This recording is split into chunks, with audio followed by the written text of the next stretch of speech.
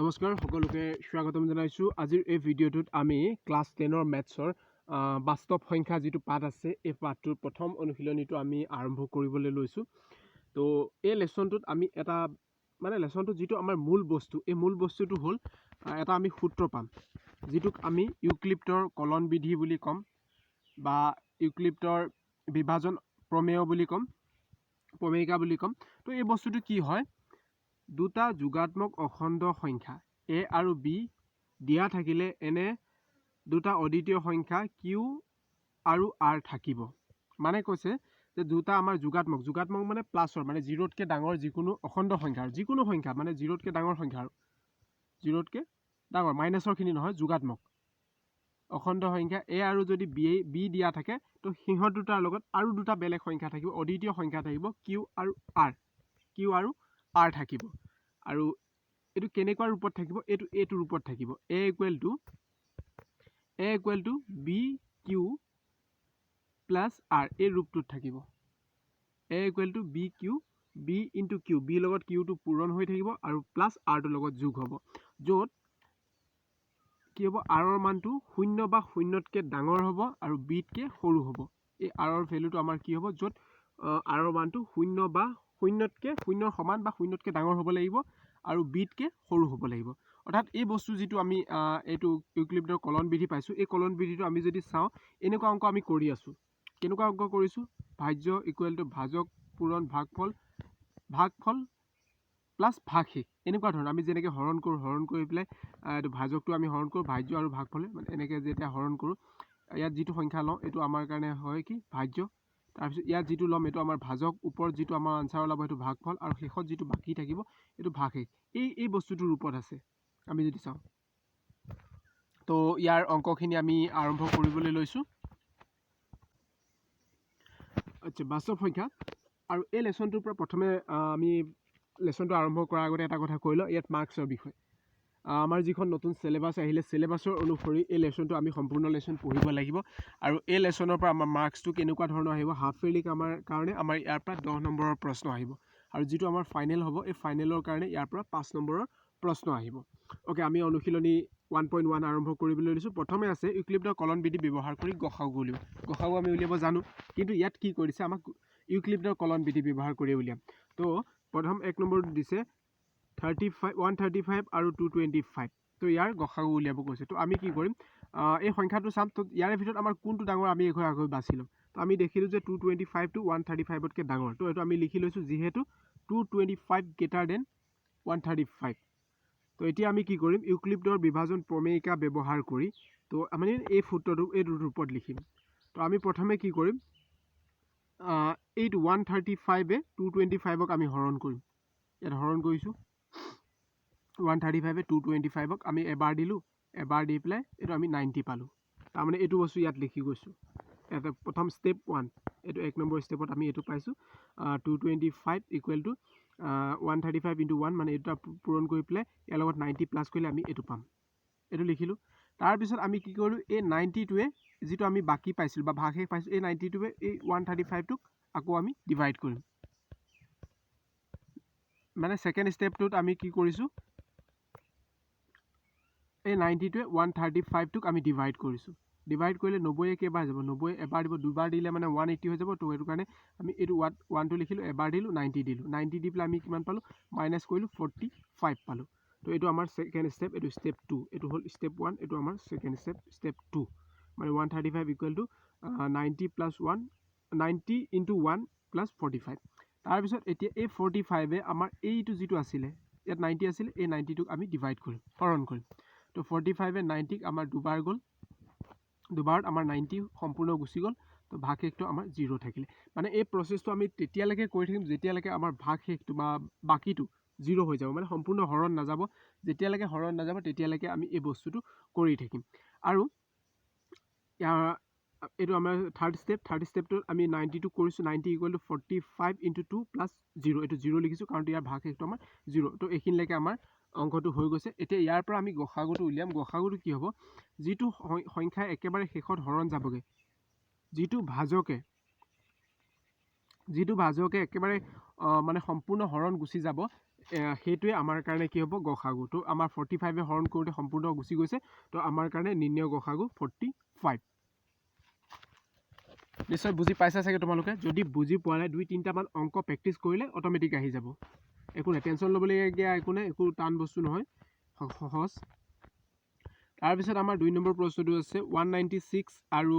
38220 গসাগু উলিয়াবলৈ তো প্ৰথমে লিখি ল'লোঁ যিহেতু আমাৰ এইটো গ্ৰেটাৰ দেন এইটো লিখিলোঁ তাৰপিছত আমাৰ ইউক্লিডৰ কলন বিভাজন প্ৰমেয়িকা ব্যৱহাৰ কৰি এইটো ব্যৱহাৰ কৰিম তাৰপিছত আমি যদি এতিয়া চাওঁ 196 আমি এইটোক হৰণ কৰিব লাগিব এইটোক যদি আমি হৰণ কৰি চাওঁ আমি দেখা পালোঁ যে 196 এইটোক সম্পূৰ্ণ এবাৰতে হৰণ গুচি গৈছে কিন্তু কিহেৰে হৰণ কৰিছোঁ আমি 195 বাৰ পাইছোঁ মানে এবাৰতে সম্পূৰ্ণ হৰণ গুচি গৈছে তো আমি এইটো কি লিখিম 38220 ইকুৱেল টু 196 আছিলে এইটো আমাৰ 196 তাৰপিছত ওপৰত কি লিখিছিলোঁ 195 লিখিছিলোঁ এইটো আৰু প্লাছ ভাগশেষ 0 তো আমাৰ নিৰ্ণয় গসাগু কি হ'ব এইটোৱে হৰণ 196 হৰণ কৰোঁতে গুচি গৈছে তো আমাৰ নিৰ্ণয় গসাগু দুইটাৰ কাৰণে 196 এইটো আমাৰ আনচাৰটো তাৰপিছত আমি 3 নম্বৰ প্ৰশ্নটোলৈ আহিলোঁ 3 নম্বৰ আমাৰ প্ৰশ্নটো কি আছে 876 আছে আৰু 225 তো লিখিলোঁ 876 গ্ৰেটাৰ দেন 225 তাৰপিছত ইউক্লিডৰ বিভাজন প্ৰমেয়িকা ব্যৱহাৰ কৰি এইটো আহিলোঁ তাৰপিছত এতিয়া আমি কি কৰিম হৰণ কৰিম 255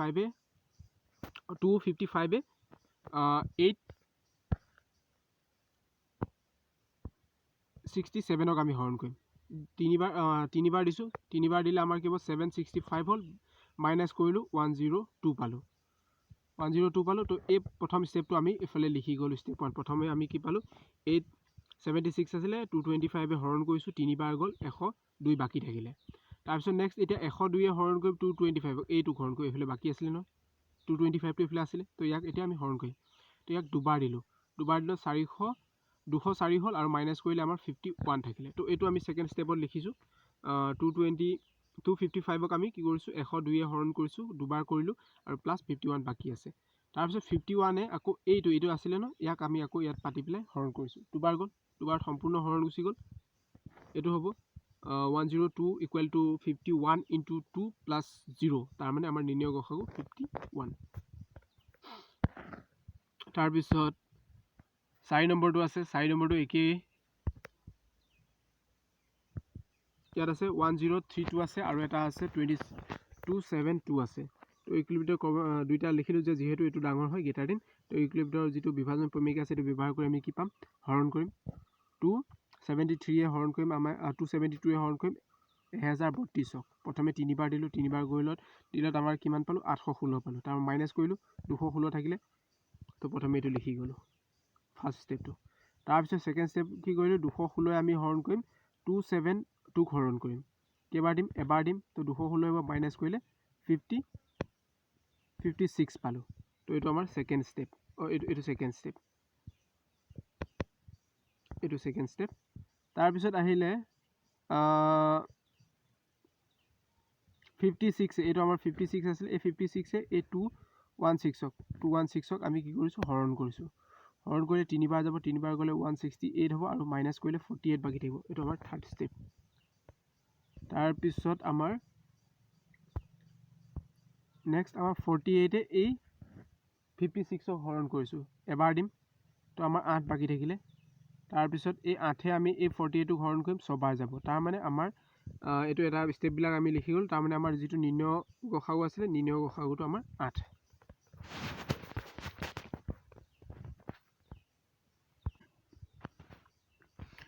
তাৰপিছত আহিলে 5 নম্বৰ প্ৰশ্নটো 5 নম্বৰটো দিয়া আছে 405 আৰু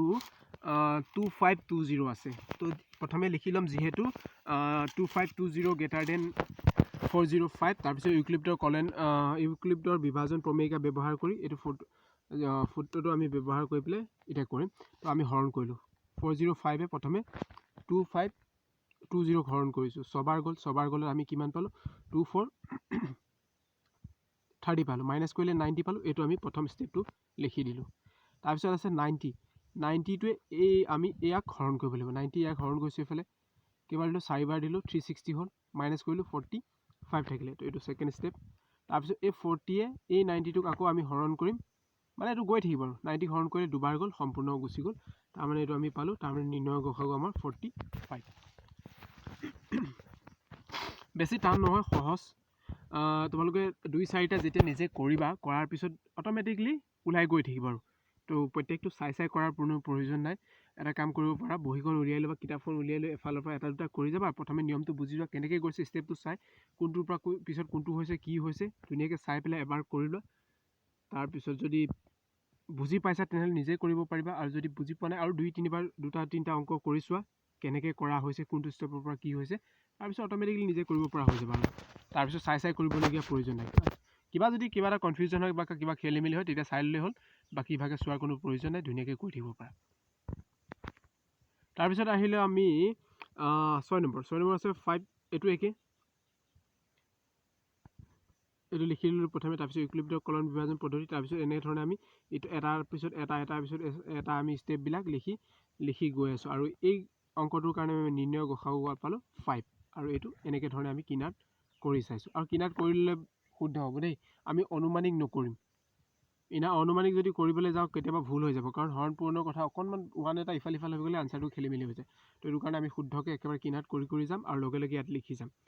তেতিয়া কি হ'ব ইয়াত যদি কিবা এটা পৰীক্ষাত আমি যদি কৰোঁ ইয়াত কিবা এটা ইফাল সিফাল হৈ গ'ল কিন্তু ইয়াত আমি শুদ্ধকৈ কৰিছিলোঁ তেতিয়া ইয়াৰ পৰাও আমাৰ মাৰ্কছটো দিব তাৰপিছত 7 নম্বৰটো ঠিক একেই 7 নম্বৰ আমাৰ সংখ্যাকেইটা কি আছে 384 আছে তাৰপিছত 1296 আছে তো ইয়াকো আমি কৰিলোঁ যিহেতু এইটো প্ৰথমে এইটো লাইন লিখিলোঁ তাৰপিছত আমি ইউক্লিডৰ কলন বিভাজন পদ্ধতি ব্যৱহাৰ কৰি এইটো লাইনটো ইয়াত থাকি গ'ল এইটো লিখি ল'বা তাৰপিছত প্ৰথমে 1296ক আমি 384 হৰণ কৰিছোঁ 144 পালোঁ 144 আকৌ 384ক হৰণ কৰিছোঁ তেনেকৈ গৈ এটা এটাকৈ আমি ধুনীয়াকৈ ষ্টেপবিলাক কৰিছোঁ প্ৰত্যেকটো ষ্টেপ য'লৈকে শেষ হয় য'ত ভাগ শেষটো মানে আৰটো 0 নোলায় তেতিয়ালৈকে আমি কৰি গৈ থাকিম আৰু যেতিয়া আৰটো ওলাই গ'ল তাৰমানে আমি গম পাই গ'লোঁ যে আৰটো 0 হৈ গ'ল তেতিয়া আমি গম পালোঁ আমাৰ আনচাৰ হৈ গ'ল আৰু আনচাৰ আমাৰ এইটো অংকৰ কাৰণে 48 তাৰপিছত আহিলোঁ 8 নম্বৰটো 8 নম্বৰ যিটো প্ৰশ্ন আছে ইয়াত আছে আমাৰ নাম্বাৰকেইটা দিয়া আছে 1848 আছে তাৰপিছত এটা আছে 3058 তো 3058 গ্ৰেটাৰ দেন 1848 তো ইউক্লিডৰ কলন বিভাজন এইটো লাইন আহি গ'ল তাৰপিছত আমি ধুনীয়াকৈ কিনাৰত এটা এটাকৈ হৰণ কৰিছোঁ দুবাৰ দিলে বেছি হৈ যাব এবাৰ দিছোঁ এবাৰ দিলত তাৰ মাইনাছ কৰিলে আমি 1210 পালোঁ এইটো আমাৰ ফাৰ্ষ্ট ষ্টেপটো লিখি গ'লোঁ তাৰপিছত 1210ক আকৌ 10 আকৌ এইটো হৰণ কৰিলোঁ এইটো হৰণ কৰি এবাৰ দিছোঁ এবাৰ আমি 638 পাইছোঁ এইটো ছেকেণ্ড ষ্টেপটো তাৰপিছত আকৌ 638 আকৌ এইটো 1020ক হৰণ কৰিছোঁ ইয়াত আমি 572 পাইছোঁ তেনেকৈ আমি কৰি গৈ আছোঁ গৈ একেবাৰে এইটো অকণমান দীঘল হৈছে আৰু শেষত আমি যিটো আমি গসাগু পালোঁ গসাগুটো হ'ব আমাৰ 22 নিৰ্ণয় গসাগু আমি কি পালোঁ 22 এইটো হ'ব আমাৰ আনচাৰটো তো এইখিনি আছিলে আমাৰ এই অনুশীলনীটোৰ 1 নম্বৰ প্ৰশ্নখিনি তাৰপিছত আমি এই অনুশীলনী থকা 2 নম্বৰ প্ৰশ্নটোলৈ আহোঁ প্ৰশ্নটো দিছে যে দেখুওৱা যে যিকোনো যোগাত্মক অযুগ্ম অখণ্ড সংখ্যাই 6q + 1 বা 6q + 3 বা 6q + 5 আৰ্হি য'ত q এটা কোনোবা অখণ্ড সংখ্যা মানে এইটো আৰ্হি থাকে মানে যিমানবিলাক অখণ্ড সংখ্যা আছে অযুগ্মবিলাক এইটো ৰূপত থাকে বুলি আমাক কৈছে তো আমাক কৰি চাম আৰু তো আৰু এই যিখিনি আছে 6q + 1 6q + 3 6q + 5 এইটো আমাৰ ইউক্লিডৰ যিটো কলন বিধি আছে এই ইউক্লিডৰ নিয়মত আছে a = bq + r এইটো নিয়মত আছে য'ত আমাৰ কি হৈছে rটো কি হয় 0 বা 0তকৈ ডাঙৰ আৰু bতকৈ সৰু হয় তো আমি অংকটো কৰিম ধৰা হ'ল প্ৰথমে ধৰি ল'ম a যিকোনো যোগাত্মক অখণ্ড সংখ্যা বুলি যিকোনো এটা আমি যোগাত্মক অখণ্ড সংখ্যা বুলি ধৰিছোঁ আৰু ইয়াত আমাৰ এই যি প্ৰশ্ন দিয়া আছে এই প্ৰশ্নটোত আমাৰ b জেগাত কি আছে আমি যদি চাওঁ এইফালে এইটো যদি চাওঁ b জেগাত আমাৰ bq জেগাত আমাৰ কি আছে 6q মানে b জেগাত আমাৰ 6 বুলি দিয়া আছে তাৰপিছত ইউক্লিডৰ বিভাজন প্ৰমেয়িকাৰ সহায়ত আমি কি কৰিম আৰৰ মানটো উলিয়াম আৰৰ মানটো ক'ৰ পৰা উলিয়াম আৰৰ মানটো 0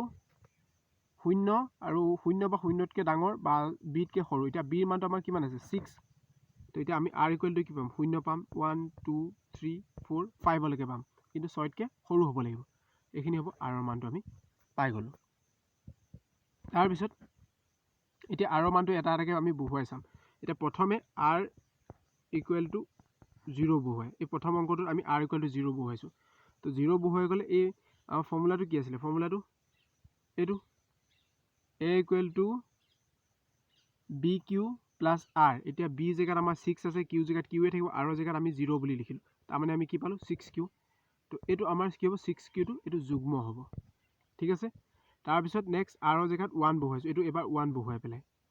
তো a ইকুৱেল টু কি পালোঁ 6q 6 b জেগাত 6 আহিলে q জেগাত q থাকিলে আৰু r জেগাত 1 আহিলে তাৰমানে 6q প্লাছ 1 পালোঁ তাৰমানে প্ৰথম সংখ্যাটো যদি যুগ্ম হয় তাৰ লগত 1 প্লাছ কৰিলে অযুগ্ম হ'ব যেনেকৈ 2টো যুগ্ম সংখ্যা তাৰ লগত যদি 1 এটা যোগ কৰোঁ তাৰমানে কি অযুগ্ম সংখ্যা ঠিক তেনেকৈ ইয়াতো আমি যুগ্মটোৰ লগত 1 যোগ কৰিলে আমি পিছতো কি পাম অযুগ্ম পাম তাৰপিছত ইয়াত আমি r নেক্সট লাইনত আমি কি কৰিছোঁ r2 বহুৱাইছোঁ r জেগাত 2 বহুৱাইছোঁ r মানটো তো কি হ'ব 6q প্লাছ 2 তাৰমানে এইটো যুগ্ম অযুগ্মটো পিছতো যুগ্ম তাৰ পিছৰ লাইনটো আছে এইটো 6 r মানটো 3 বহুৱাইছোঁ এইটো আমি অযুগ্ম পাইছোঁ তাৰপিছত এইটো r মানটো আমি 4 বহুৱাইছোঁ অযুগ্মৰ পিছতো যুগ্ম তাৰপিছত r ঠাইত আমি r মানটো 5 বহুৱাইছোঁ এইটো কি হ'ব যুগ্মৰ পিছতো আমাৰ অযুগ্ম হয় তাৰমানে আমি যদি চাওঁ য'ত আমি অযুগ্ম পালোঁ এটা প্ৰশ্নটোত আমাৰ যিকেইটা মান দিয়া আছিলে তাৰ পৰা আমি যদি মিলাই চাওঁ অযুগ্ম এইটো কি পালোঁ অযুগ্ম এইটো এটা আছিলে এইটো অযুগ্ম এইটো এটা আছিলে এইকেইটা অযুগ্ম প্ৰশ্নটো এইটো অযুগ্ম বুলি দিয়া আছে তো এতিয়া আমি কি লিখিম এতেকে যিকোনো যোগাত্মক অখণ্ড এটা অযুগ্মটো থাকি গ'ল দেই অযুগ্মটো লিখি ল'বা যিকোনো যোগাত্মক অযুগ্ম অখণ্ড সংখ্যাই কি হ'ব 6q প্লাছ 1 বা 6q প্লাছ 3 বা 6q প্লাছ 5 r হিত থাকিব আচ্ছা এই ভিডিঅ'টোত আমাৰ আজি ইমানেই আছিলে বাকি যিখিনি প্ৰশ্ন আছে অনুশীলনী যিখিনি প্ৰশ্ন আছে আমি নেক্সট ভিডিঅ'ত আলোচনা কৰিম যদি ভিডিঅ'টো ভাল লাগিলে লাইক কৰক শ্বেয়াৰ কৰক আৰু এটা কথা ক্লাছ 10ৰ ছায়েন্সৰ বা মেথছৰ দুইটা ছাবজেক্টৰ ইম্পৰ্টেণ্ট যথেষ্ট ভিডিঅ' ইতিমধ্যে কৰা হৈ গৈছে পৰীক্ষাত অহা প্ৰশ্ন উত্তৰ অনুশীলনী প্ৰশ্ন উত্তৰ তাৰপিছত যথেষ্টখিনি কৰা হৈছে যদি চেনেলটো চোৱা নাই ভালকৈ গৈ চাওক ইম্পৰ্টেণ্ট বস্তু বহুত আছে